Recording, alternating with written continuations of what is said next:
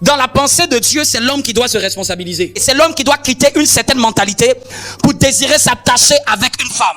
Donc dans la pensée de Dieu, c'est l'homme qui doit quitter sa configuration pour s'attacher à une femme. C'est ici dans ce texte que Dieu vient d'instituer le mariage. Donc le mariage selon Dieu, c'est lorsque un homme s'attache à une femme et les deux décident de devenir une seule chair. Mais dans la pensée de Dieu, Dieu n'a jamais pensé le mariage pour qu'il soit détruit. Vous me comprenez? Le mariage aussi, c'est une alliance sur le plan spirituel. C'est un engagement responsable. Ce n'est pas pour les enfants. Parce que ça demande une certaine forme de responsabilité. Un homme qui te dit que je t'aime et qui n'est pas capable de prendre cette responsabilité, tu sais qu'il y a des limites encore. Il y a un niveau d'engagement pour lequel il a encore peur.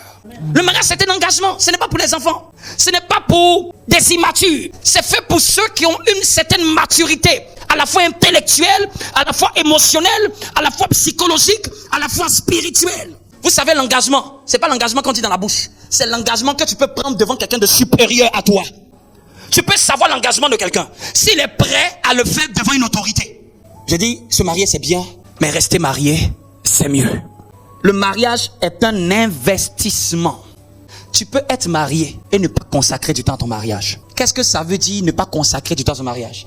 Quand tu dois te marier, tu te maries avec une personne.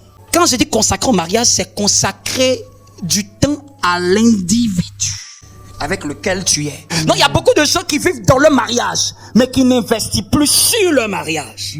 Ce qui fait que le mariage détruit la vie de plusieurs, c'est parce que tout le monde vient s'improviser dans le mariage.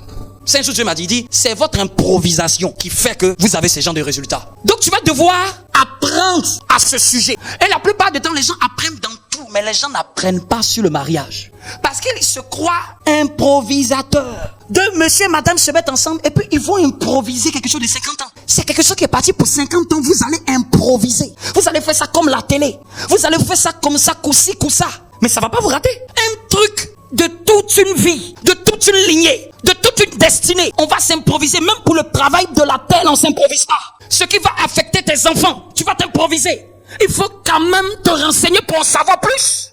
Une des choses, quand tu veux te préparer au mariage, s'il te plaît, cultive ta connaissance à ce sujet. Tu pries, oui, mais cultive ta connaissance. Cherche à apprendre. Quand vous voulez vous préparer, apprenez plus sur le sujet en termes d'information.